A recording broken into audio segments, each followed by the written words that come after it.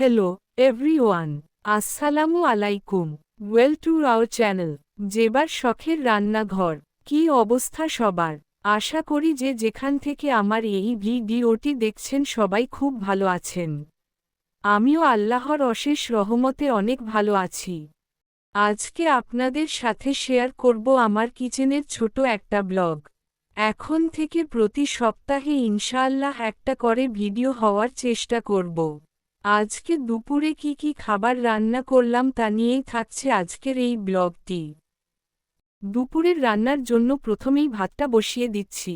চালটা 2-3 বার পানি বদলে খুব ভালো করে ধুয়ে নিয়ে তারপর ভাত রান্না করব। ভাতের উপর ঢাকনা দিয়ে দিলাম। মাছটাকে সকালে ফ্রিজ থেকে নামিয়ে পানি দিয়ে ভিজিয়ে রেখেছিলাম। মাছটা বরফ ছেড়ে দিয়েছে। এখন একটি স্প্রিং এর জালি দিয়ে মাছটাকে খুব ভালোভাবে ঘষে পরিষ্কার করে নিব। অনেকেই পাঙ্গাস মাছ দেখলে বলে সরকারি মাছ, কিন্তু সত্যি কথা বলতে গেলে আমার মনে হয় পাঙ্গাস মাছ দিয়েছে কোন তরকারি রান্না করলে দরকারের স্বাদ দ্বিগুণ বেড়ে যায়। আমার তো পাঙ্গাস মাছটি খুব পছন্দ। কার কার পাঙ্গাস মাছ ভালো লাগে কমেন্টে জানিয়ে দেবেন। মাছটিকে হলুদ লবণ দিয়ে খুব ভালোভাবে মেখে রাখব 5 মিনিট। মাছ পরিষ্কার করতে করতে এটা কি আমার ভাতটাও বলক চলে আসছে। ভাত পলক আসার পরে না হয় এই ফেনাগুলোকে যতটুকু সম্ভব ফেলে নিব। এখন আমি তরকারির জন্য 3 থেকে 4টা পেঁয়াজ কুচি করে নিব। পাঙ্গাস মাছের সাথে আজকে এই লম্বা লম্বা বেগুন দিয়ে রান্না করব। বেগুনটাকে লম্বা করে একটু ছোট ছোট টুকরা করে নেব। সবজির মধ্যে বেগুনটা আমার একটু কম পছন্দ, কিন্তু আমার হাজবেন্ড মানে আপনাদের ভাইয়ে বেগুন খুবই পছন্দ করে খায়, তাকে ভাতের সাথে শুধু বেগুন ভাজা দিলেও সে খুব তৃপ্তি করে খেয়ে নেয়। বেগুনগুলোকে এখন পানির ভিতরে 10 মিনিট ভিজিয়ে রাখব যাতে বেগুনের গায়ের যে কোষগুলো আছে সব বের হয়ে যায়। এখন একটা বাটিতে আমি মশলাগুলো দিয়ে দিলাম। চামচের একটু কম রসুন বাটা, একটু হলুদের গুঁড়া, মরিচের গুঁড়া, ধনিয়া গুঁড়া, লবণ দিয়ে সামান্য পানি দিয়ে একটি পেস্ট তৈরি করে নিব। দিদি আমার ভাতটা হয়ে গেছে, এখন ভাতটাকে ঠিকা দিয়ে দিব। ভাত রান্না শেষ, এখন মূল রান্না শুরু করব। একটা পাশে চুলায় ডাল বসিয়ে দিয়েছি, আরেক পাশের চুলায় ফ্রাই প্যান বসিয়ে দিচ্ছি মাছ ভাজার জন্য। আমি যখন ছোট ছিলাম মাঝে মাঝে আম্মু অসুস্থ থাকতো, আমার উপর রান্নার দায়িত্ব দিত। ছোট মানুষ তেমন কিছু বুঝতামও না, আমি আর কিছু পারতাম আর না পারতাম এক পাতিল পরে ডাল রান্না করে রাখতাম। প্রতিদিন ডাল থাকতো আর না থাকতো ডাল, আমি ভাবতাম যে ডাল রান্না করলে সব রান্না শেষ। কিন্তু এখন সংসার জীবনে এসে ডালটা আমার মনে হয় খুব কমই রান্না করা হয়। সবাই তরকারি দিয়ে বেশিরভাগ ভাত খেয়ে ফেললে কিন্তু ডালটা অত বেশি খাওয়া হয় না। উল্টোপাল্টে লাল লাল করে ভেজে নেব। পাঙ্গাস মাছ একটু বেশি ভাজলেই ভালো লাগে, কম ভাজলে আমি সেই তরকারিটা খেতে পারি না। মাছ ধরা হয়ে গেছে, এখন ফ্রাই প্যানটি নামিয়ে আমি তরকারির জন্য একটি কড়াই বসিয়ে দিব। তো পরিমাণে তেল দিয়ে পেঁয়াজ দিয়ে দিব। পেঁয়াজটাকে হালকা বাদামি করে ভেজে নেব। তারপর দিয়ে দিব আমি পেস্টটা করে রেখেছিলাম, তা দিয়ে দিব। এখন ভালোভাবে কষিয়ে নিব। আমার মশলা খুব ভালোভাবে কষানো হয়ে গেছে, এখন দিয়ে দিব কেটে রাখা বেগুনগুলো। বেগুনগুলো দিয়ে একটু ভাজ করে দিয়ে দিব মাছ। মাছগুলো বেগুন মশলার সাথে খুব ভালোভাবে মিশিয়ে নিচ্ছি। এইভাবে রান্না করলে মনে হয় মাছের ভিতরে মশলাগুলো খুব ভালোভাবে ঢুকে যায়।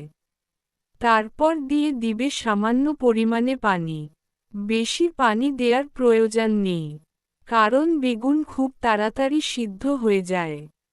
যারা আমার ভিডিওটি দেখছেন তারা অবশ্যই লাইক, কমেন্ট এবং শেয়ার করতে ভুলবেন না।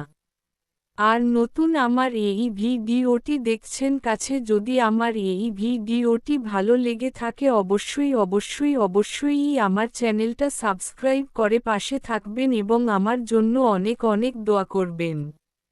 কারণ আমি মাত্র আপনাদের এই ভিডিও বানাই যাতে করে আমার ভিডিও দেখে আপনারা কিছু হলেও উপকৃত হন। কোথাও ভুল হয়ে থাকে তাহলে কমেন্টে আমাকে জানিয়ে দিবেন।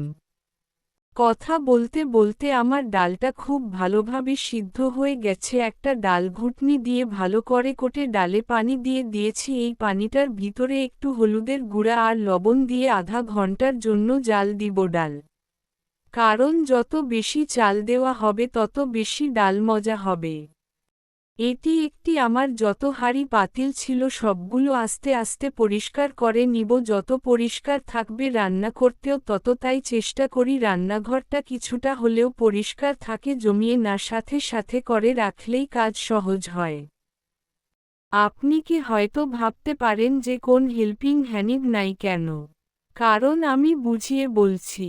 আমার ছোট একটা সংসার, আমরা মাত্র 2 জন মানুষ, আর যেহেতু আমার অত বেশি একটা থালা বাটি নষ্ট হয় না। আর নিজের সংসারের কাজ নিচে করতে তো আর কষ্ট নেই। আমার আবার অতিরিক্ত শো অফ দেখাতে ভালো লাগে না। যা আছে তা নিয়েই আমি সন্তুষ্ট। অল্প খাইয়ে কিন্তু সেই খাবারটা যাতে হালালভাবে হয়, আল্লাহ যেন সেই খাবারের বরকত দান করেন। তুই আমার তরকারিও হয়ে গেছে, এখন আমি সম্পূর্ণ মুছে পরিষ্কার করে নিচ্ছি। আমার মনে হয় রান্নার সাথে সাথে গরম চুলাটার উপর যদি একটু সাবান বানিয়ে দিয়ে পরিষ্কার করা হয় তাহলে চুলাটাও খুব সুন্দরভাবে পরিষ্কার হয়ে যায়, কোন তেল পিচ্ছিপা ভাব থাকে না। সবার শেষে আমার রান্না হয়ে গেছে, এখন একটি পরিমাণে তেল দিয়ে দিব, বেশি না, 3 টেবিল চামচের মতো দিয়ে দেব। তেলেই দিলে পেঁয়াজ আর রসুন দিয়ে বাদামি করে ভেজে নিব। এই বাগার দিলে ডালের রান্নার স্বাদ পুরোপুরি চলে আসবে। শেষে একটু ধনেপাতা দিয়ে দিব। ডাল বাগার দেওয়ার সাথে সাথে আজকে আমার এই ব্লগটি শেষ করলাম। কথা হবে, দেখা হবে নতুন আরেকটি ব্লগে। সবাই আমাকে অনেক অনেক ভালোবাসে যাবেন। আজ এই পর্যন্তই। আল্লাহ হাফেজ।